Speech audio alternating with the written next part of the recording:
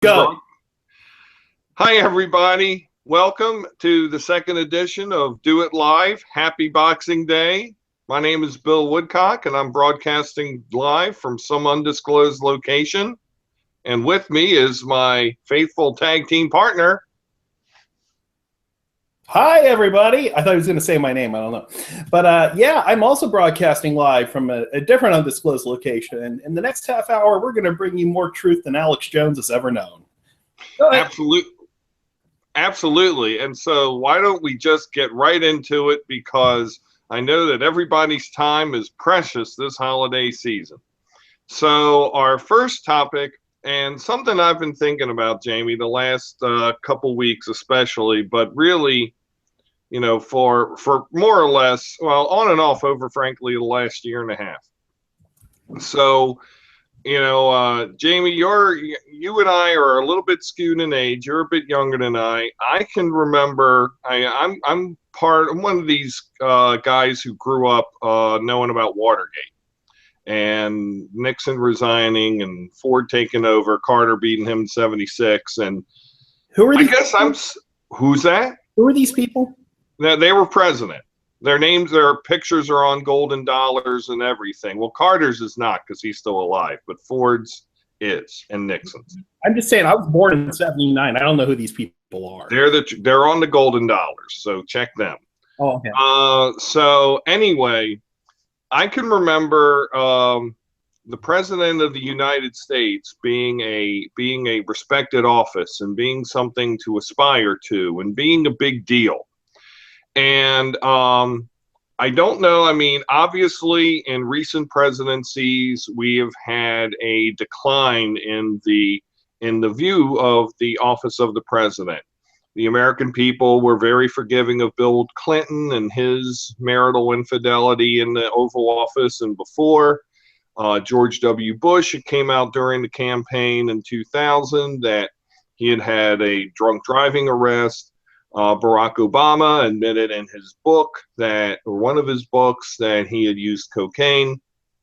And now, but, a lot of, for the most part, except for the Clinton thing, those things were in the past. So now we have Donald Trump, who, of course, his career in the entertainment and real estate industry and the things that he's done and who he's done them with have been public knowledge for 30 years. And now with all of the tweeting and all of the things that are going on surrounding Trump's, proto-presidency, as it were, this transition state that he's in, it really is kind of not a transition. I mean, it's almost like he's kind of legislating.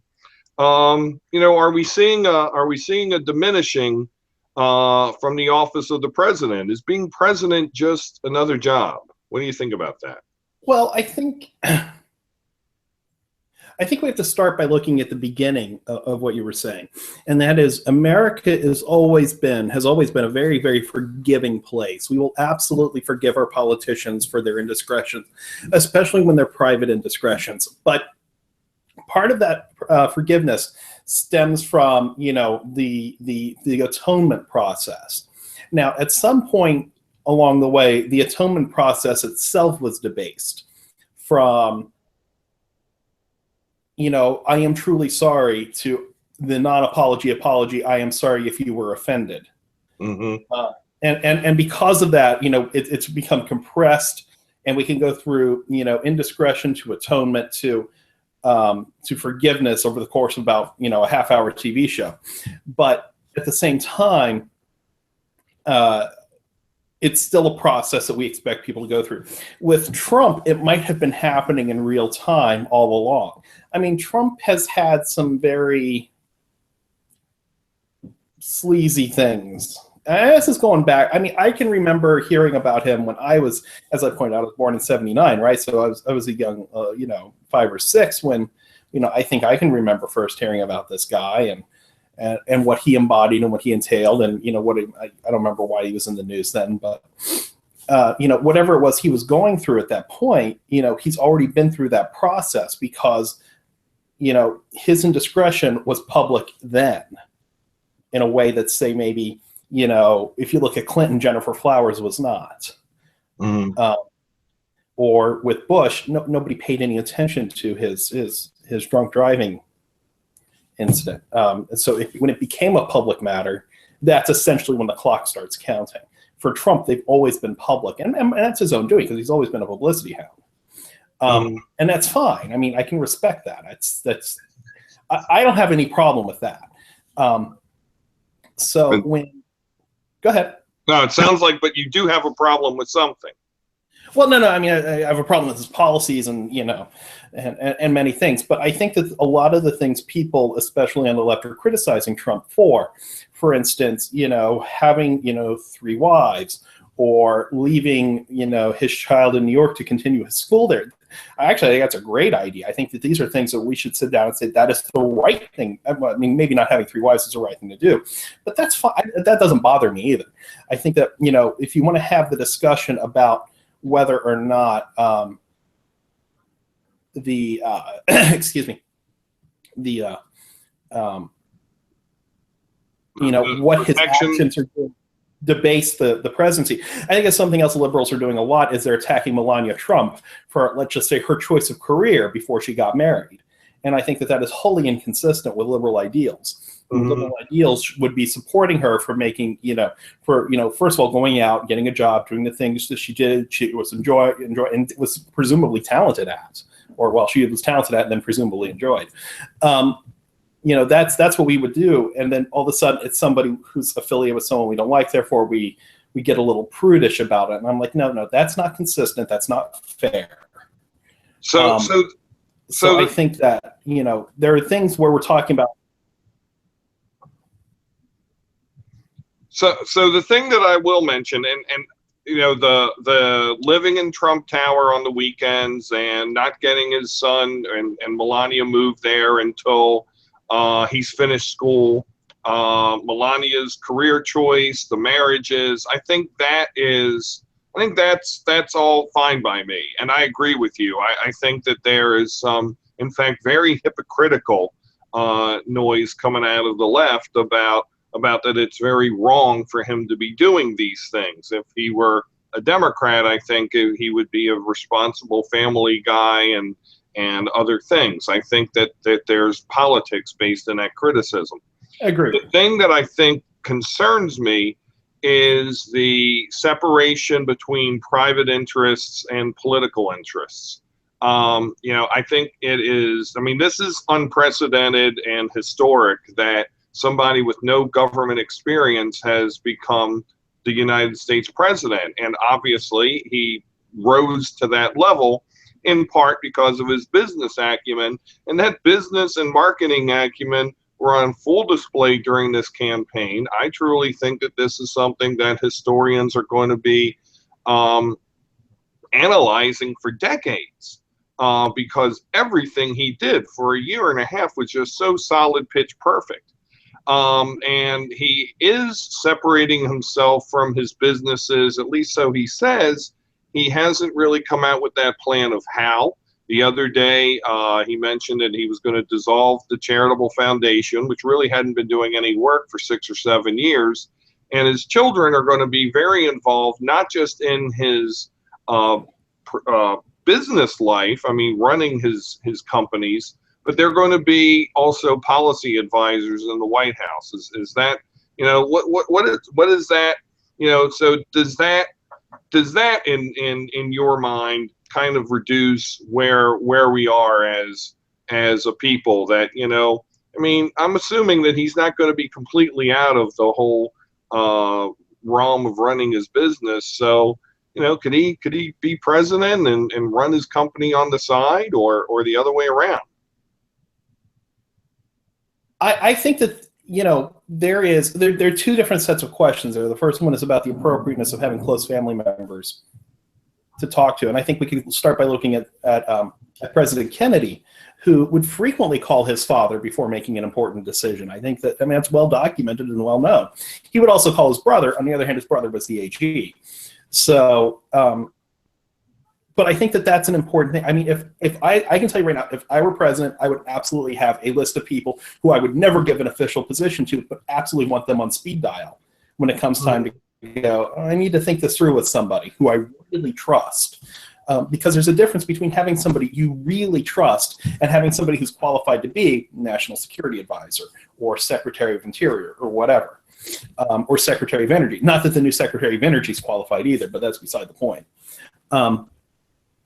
When that happens, it's because you just trust. Now, at the same time, I don't think Trump is yet aware of the amount of work that goes into being president. And I think SNL kind of nailed this, not last week, but the week before, when they said, is this something I can do 3 days a week? And then, yeah, that's not something, you're always the president. It's, I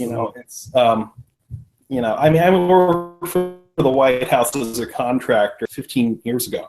And, that place is always on. It's always, people don't realize that, the White House is a large military complex because it is always on. It's a thing that, that it always has to be available, always has to be there. The president has to always be the president and be ready to respond to something. So I think that when you move, he might be in for a bit of a rude awakening when he finds out just how much work is involved. If nothing else, when he signs his first set of Christmas cards. I think for sure, I think he's going to try. And I think he's going to try to redefine the way that the job of being president is going to be looked at in terms of work practices, habits, how he has his office set up. I think it's going to be fascinating to see how successful it is and how applicable whatever model he's been using to run his businesses will wind up taking on the biggest job on that there is. One of the things that he's done, and I will give him credit, I've seen him do this more so than other presidents-elect, is at least nominally reach out to members of the other side.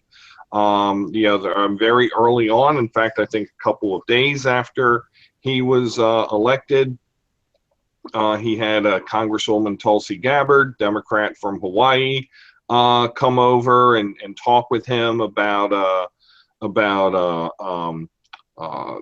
military and in particular the Syrian issue. He's had a number of prominent African American former athletes come and talk about things going on in American cities.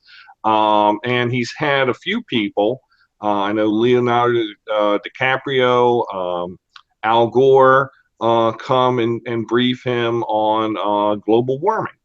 So, I think something that's interesting and kind of staying a little bit along the skein of this presidency, but also kind of going into the international realm a little bit, is this issue. And in reality, we call it global warming in shorthand, but in reality, it's climate change.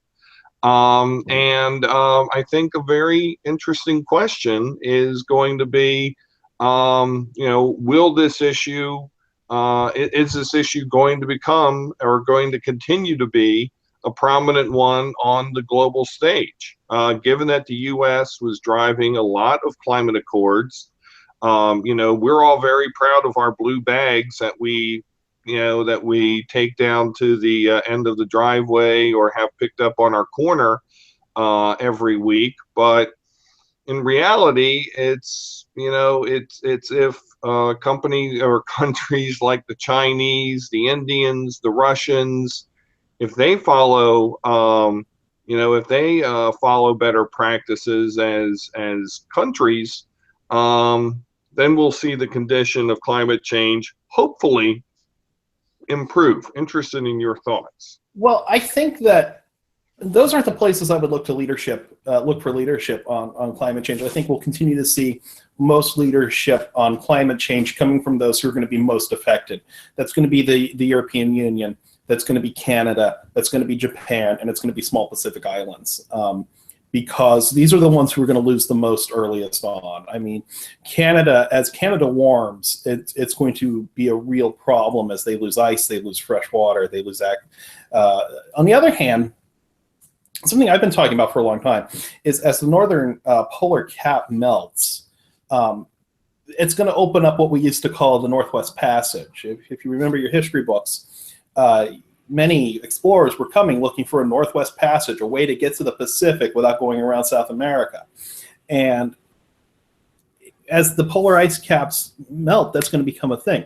It's going to open up enough to actually make trading and shipping possible, and that's going to reduce costs substantially for people shipping from East Asia to Europe and to the eastern United States. Now that becomes a really big deal because whoever controls that passageway is going to be able to charge tariffs on that and charge fees and do whatever they want to, including halting trade. Now, Canada seems like the logical participant in that because with access to the north, I mean, them in Greenland. But it's very interesting. In the past year, it's been announced that Russia's building a nuclear-powered icebreaker. And a nuclear-powered icebreaker's only got one purpose, and that's to, cut through the ice and, build the people behind it for the survey. So here we go. Here's your geography lesson, boys and girls. What are the Arctic nations? So it's the U.S., it is Canada, it is it Great Britain? No, it's not Great Britain. No. It is Sweden, Norway, and Finland, and it is Russia. I want to say I'm leaving out one. Am I leaving out Denmark because of Greenland? Out Denmark and also the Faroe Islands, but also Iceland. Okay, so I thought there were 7, so there's more than 7, but okay, I got most of them. Yeah. So now we're into some interesting geopolitical waters, not to pardon the pun. I agree with you in that, China, India will not be. They don't care about climate change. They truly don't. They're the ones who need to be pushed to act because together they're 2.5 billion people, but they're not going to be pushed to act by anybody. Right. The European Union has some of its own problems because based on what elections are going to be like next year in France, Germany, elsewhere, there may not be a European Union by 2018 per se. Brexit and then is going to be happening. Theresa May said that's going to happen. And then there are entities in both of those other countries I just mentioned that are also anti-EU. Agreed, but you have to remember that, and even that, except in the UK, which is its own, a right-wing government in Europe, a modern right-wing government in Europe, is still further to the left than a democratic government in the United States. That is true. But now, who do we have who now is saying that, well, having a better relationship with the Russians makes sense? And I'm not going to sit here and jump up and down on Trump about that. I'm interested in seeing how this plays. Because this has been a little bit of a fascination with me. About all of this affinity towards Russia, and you've just opened up a very interesting thing because one of the aspects I can see at a U.S.-Russia enhanced relationship being of some perceived benefit, and I'm not saying my benefit, I'm just saying of benefit, is the U.S. and Russia opposing China. And the economic and military power that is slowly coming to a boil in East Asia.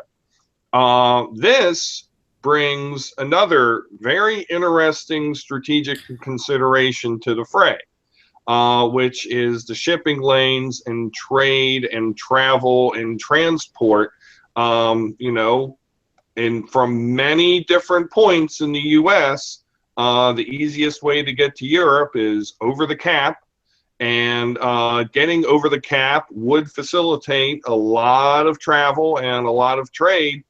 And, Russia being the still largest by land area nation, and I don't know, I would be interested to see how populous they are above the Arctic Circle or in the vicinity of the Arctic Circle. I would dare say there's greater population density in Russia at those latitudes than it would be in certainly in the U.S., but I would guess Canada too.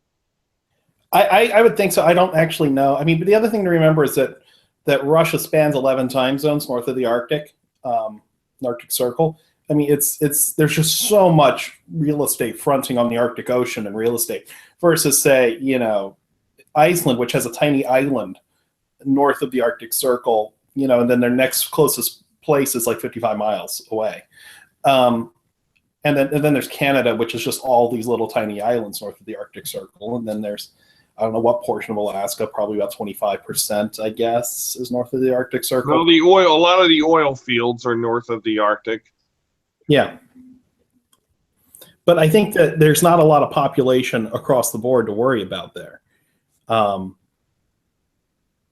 Especially, and then you get to the European countries, Sweden, Finland, and Norway. You know, their populations are predominantly further south. So I think that when you get down to, yeah, maybe Russia does have the highest population north of the Arctic Circle. They have to. They have have to. Imagine they don't.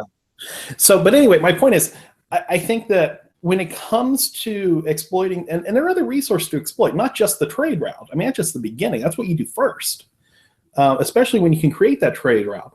But I think that it's going to be a bigger issue when we get to more drilling, because there's obviously large oil reserves and natural gas reserves there that are pretty much inaccessible. And we're going to see a lot of exploitation of that, you know, especially given the order that President Obama just signed, barring drilling offshore in Alaska, theoretically permanently, but it remains to be seen.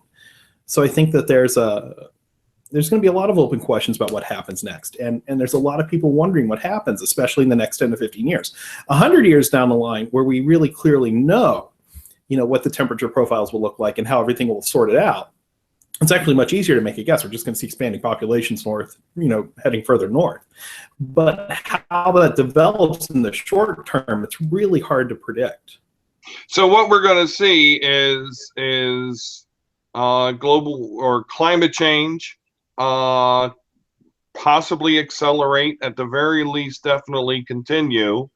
And for those of you who are thinking of retiring down on Ocean City or the Outer Banks or even Fort Lauderdale, South Florida area, you may want to consider a little farther inland, because 20 years from now, it may not be there. That's absolutely true. I think that you're going to see substantial losses of real estate. And I've started referring to this as blue, what is it? You heard of brownfield development? Mm-hmm. And I've started calling it blue field development. How do you do development in a place that's going to be underwater in 50 years? Those are hard questions, and those are very difficult to deal with. And I think you're going to see a lot of that in places you're not necessarily expecting. I think the Maryland Eastern Shore is going to be just, you know, substantially covered because it's very, very flat and very, very low. Like Florida, like Louisiana, and it's going to be very difficult, especially because we continue to see expanding populations in places like Florida and the Eastern Shore and New Jersey.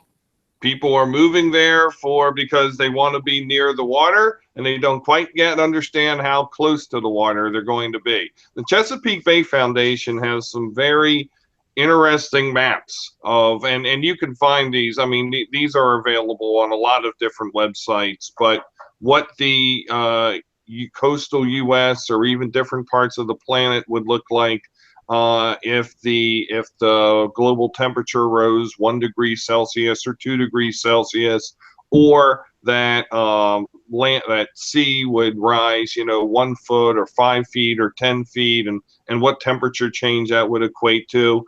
You would behoove yourselves out there in Viewerland to look at them, to look at those maps, and let us know if you're okay with that. You know, I'm thinking maybe you're not. So on a lighter note, I mean, I don't want a vacation in the swamp. What can I say? I hear we're draining the swamp. What's that? I thought we were draining the swamp. And apparently we're creating more. So I mean, maybe it's like conservation of mass. I don't know. Oh, conservation of swamp. Yeah, that's a good thing. But that's the only conservation we're going to see for the next 4 or 8 years. Bum. So on another note, or on the third note today, so I've been involved for many years, or before my kids got to high school, in the world of youth sports. So, where we live in Howard County, Maryland, there's a plethora of youth sports available: basketball, football, lacrosse, soccer, baseball, tennis, golf. Brazilian Jiu-Jitsu exists for anybody who wants to put the kids in a little pint-sized octagon. I'm not fooling. That is actually a thing. I'm checking that out. But Jamie has had extensive experience in a sport that I didn't even. Well, it's a sport, but it's a game. But it is certainly a intellectual challenge. It's something I used to be good at, but those skills have atrophied over the years. And that would be youth chess. So Jamie, I'd like for you to share with Viewerland a little bit of your youth chess experience, while I reserve the right to ask questions. Well, so I want to begin by saying that I didn't even know that lacrosse was a thing before I moved to Maryland. As you know, Bill, I grew up in Ohio. I got my Miami University shirt on today here, and but I didn't even know lacrosse was a thing. But chess I knew about. And it turns out that Chase is my 7-year-old. He loves playing chess, but he's also not very good at it. And he likes to, we go to tournaments, usually about once a month, sometimes more frequently than that. And they are sponsored by the Maryland Chess Association. They're all over the place here, so they're different schools, usually around Baltimore. I don't think we've had any in Howard County, but there's been a bunch in Baltimore City and a bunch in Baltimore County. And occasionally in Arundel County and Carroll County. And we go out there and it's a whole bunch of kids, and it's the same kids every time. They just, it's usually about 100, 150 kids of all ages, starting with Chase when he was like the youngest at 5 and running all the way up through high school, playing in these tournaments. And, they're playing for trophies because that's what you do. And it's really fantastic. Now, Chase wants me to specifically tell this story because, as I said, he's not very good at this. But he's not very good at chess. Yeah. Oh. So how do they match the kids up in chess? Is it by age? Is it by rating? What do you mean by rating? So there's a master database of all the chess players who play for tournaments. Okay. And everyone has an independent rating. So like a golf handicap. Yeah. Okay. So they get matched up by age, and then within each age, there are these large age brackets. It's like all elementary school kids, and then they get matched up initially by initial rating, and then it's by how they do that day. So it would not be uncommon for, say, a very precocious, say, 10-year-old to be matched up against, say 13 or 14-year-old who may not be that experienced or have that high of a ranking. I think I saw that last month. Excellent. So I mean, there's actually a 10-year-old on Chase's team. I think he's 9, but he's actually very highly ranked. I think he's like 1100, which there's no scale here, so that doesn't make any sense, right? But when you start off literally at 101, and that's as low as you can go. That's like getting your 400 on the SAT by just signing your name. Yeah, exactly. So I would be a 101 right now. That's good. Yeah. Okay, I feel good about that. That's one better than 100. I've never played a rated game in person, so technically I'm a 101. I play online and in correspondence chess, so and I have a 1920 there or so. But it's really funny because they have what's called the Skittles room. It's where everybody kind of hangs out in between matches, including all the parents, who, by the way, are completely bored. I can't imagine why. Can't imagine. So they have this donuts and candy and coffee for sale, and Chase was always bothering me, saying, "Hey, I want you to get me some donuts, right?" And then at one point, I just looked at him. This is like after he'd been playing for a year and had not won a single game. And I said to him, "No, I think you just come here for the. Here's the deal for you. I will buy you a donut when you next win a game." And he literally won the next game. So, and wow, that put you out about a good 99 cents. Good Father of the Year quality for you. Did you get your application in on time? They don't make fun of me because Nina has been highly critical of this, that I give him a donut for every win. But his chess coach thinks this is magnificent. So now this is continued. This is an ongoing thing. Donuts for victory. Instead of orange slices for soccer, people in Viewerland, donuts. Donuts. So is this an ongoing thing? Yes, it's been an ongoing thing. It's been a year and a half, and I actually think I owe him 2 donuts because I haven't gotten the last round. How many games has he won? Oh, I don't know. He usually wins 1 or 2 per day now, or 1 or 2 per weekend. So how does he feel like he's not very good? So Chase plays, and here's the funny part, because one day he will watch this video. And here's the funny thing about this, right, is that he's actually very good. He understands the game. He just does not care. He will sit down and help the other player. He sits down and says, no, you don't want to make that move. This is the move you want to make. And, yeah, I know, exactly. But I don't see anything about how that's not to his benefit, because he's starting to understand the other players' patterns of strategic thinking. Right, but he doesn't have the killer instinct. He doesn't care about winning. Well, killer instinct in chess. Yes. Explain this. Yes. Explain. You have to taste blood. It's a competition like any other. What blood? Do you lick the rook? What blood are you talking about here? Is there rook licking going on at these tournaments? It's a metaphor. I'm just saying. It's a metaphor. And what about the sport of chess boxing? Which have there been rogue chess boxing matches? I've out at these tournaments. You've never seen chess boxing? You've never heard of chess boxing? I believe I have heard of chess boxing, but it's been a little bit. I've been wanting to set up an adults tournament at these things. That because the adults are always so bored, right? Okay, so will there be chess boxing at this adult level? I leave it up to I don't want to be the organizer. I just want to play.